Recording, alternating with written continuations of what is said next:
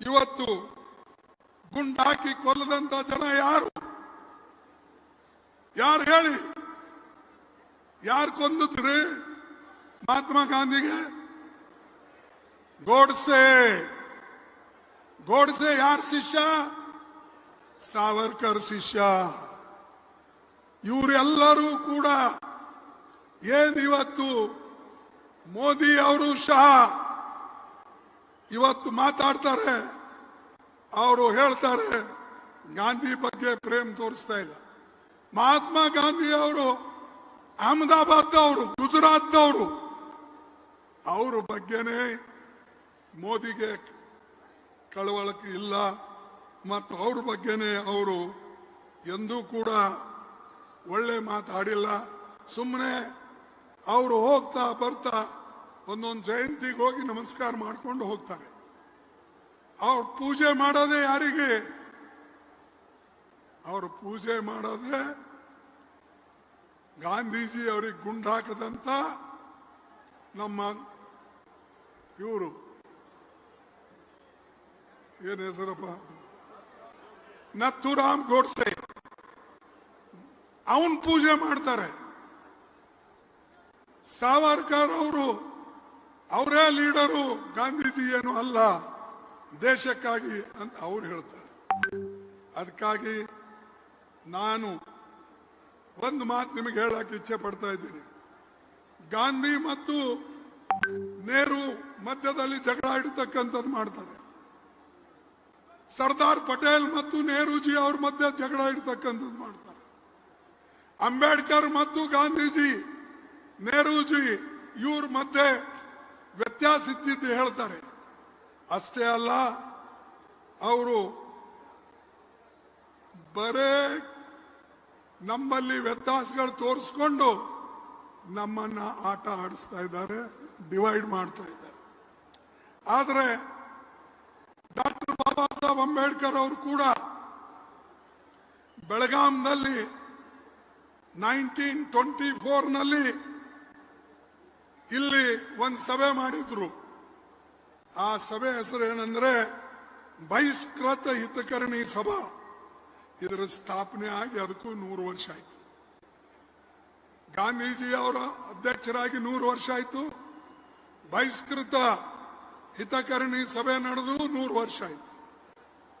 ಅದೇ ರೀತಿಯಾಗಿ ಅವರು ಮುಂದುವರೆದು ಹೇಳ್ತಾರೆ, ಬಾಬಾ ಸಾಹೇಬ್ ಅಂಬೇಡ್ಕರ್, ನಾನು ಇವತ್ತು ಗಾಂಧಿ ಅವರ ಬಾಯಿಂದ ಅಸ್ಪೃಶ್ಯತೆ ತೆಗೆದು ಹಾಕಬೇಕು ಅಂತೇನು ಹೇಳಿದ್ದಾರೆ, ಇದನ್ನ ಸ್ವಾಗತ ಮಾಡ್ತೇನೆ. ಇದು ನನ್ನ ಭಾಷೆ, ಅವ್ರು ಮಾತಾಡ್ತಾರೆ, ಅದಕ್ಕೆ ನಾನು ಅವರಿಗೆ ಸ್ವಾಗತ ನೀಡ್ತೇನೆ ಅಂತ ಹೇಳಿದ್ರು.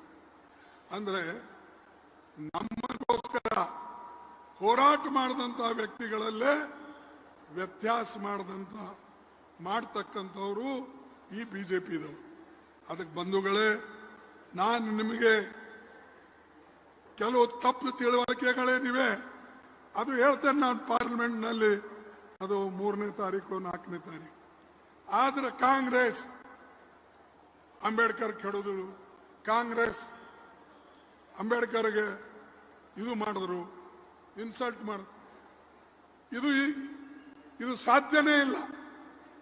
ಅಂಬೇಡ್ಕರ್ ಅವರು ಸ್ಟ್ಯಾಚ್ಯೂ ಇಂದಿರಾ ಗಾಂಧಿ ಅವರ ಕಾಲದಲ್ಲಿ ಮತ್ತು ರಾಧಾಕೃಷ್ಣನ್ ಉಪಾಧ್ಯಕ್ಷರಿದ್ದಾಗ, ಅದೇ ರೀತಿಯಾಗಿ ನಮ್ಮ ಸ್ಪೀಕರ್, ಈ ಪಂಜಾಬಿನ ಸ್ಪೀಕರ್, ಅವರ ಹೆಸರು ಹುಕುಂ ಸಿಂಗ್, ಅವ್ರ ಕಾಲದಲ್ಲಿ ನೀವೆಲ್ಲಿದ್ರಪ್ಪ? ನೀವು ಕೂಡ್ಸಿರೋದು ಸ್ಟ್ಯಾಚ್ಯೂ ಅಲ್ಲಿ ಪಾರ್ಲಿಮೆಂಟ್ ಎದುರುಗಡೆ.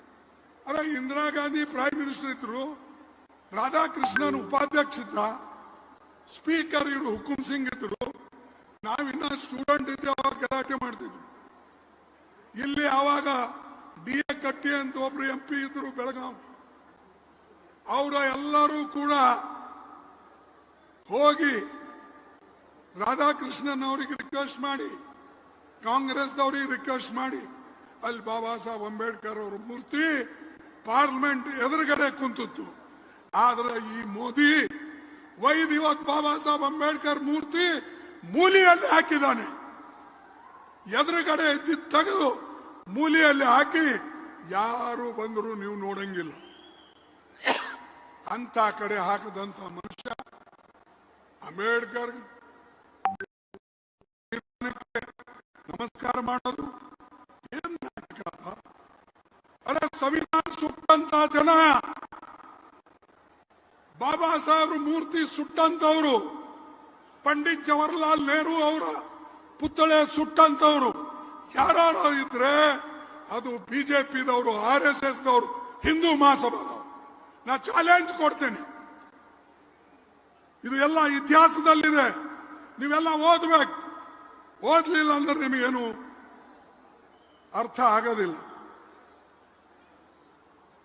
ಅರೆ ಹಿಂದಿ सब आता कन्नड़ भी आता यार. ಇದನ್ನ ಯಾಕೆ ನಾ ಈ ಮಾತು ಹೇಳ್ತಾ ಇದ್ದೀನಿ ಅಂದ್ರೆ, ಬಾಬಾ ಸಾಹೇಬ್ ಅಂಬೇಡ್ಕರ್ ಬಗ್ಗೆ ನಮ್ಮಲ್ಲೇ ಜಗಳ ಶುರು ಮಾಡಿ. ಅಂಬೇಡ್ಕರ್ ಕಾಂಗ್ರೆಸ್ನವರು ಸೋಲಿಸಿದ್ರು. ಯಾರು ಸೋಲಿಸಿದ್ರಪ್ಪ? 2 ಸಾರಿ ಬಾಬಾ ಸಾಹೇಬ್ ಅಂಬೇಡ್ಕರ್ ಅವರಿಗೆ ಯುನಾನಿಮಸ್ಲಿ ತಂದಂತವರು ಕಾಂಗ್ರೆಸ್ನವರು. ಬಾಬಾ ಸಾಹೇಬ್ ಅಂಬೇಡ್ಕರ್ ಅವರಿಗೆ ಜೈಕರ್ ಅಂತಕ್ಕಂಥ ಒಬ್ಬ ವ್ಯಕ್ತಿ ರಾಜ್ಯಸಭಾ ಮೆಂಬರ್ ಇದ್ದ, ಅವನಿಗೆ ರಾಜೀನಾಮೆ ಕೊಡಿಸಿ ಅವನ ಜಾಗದಲ್ಲಿ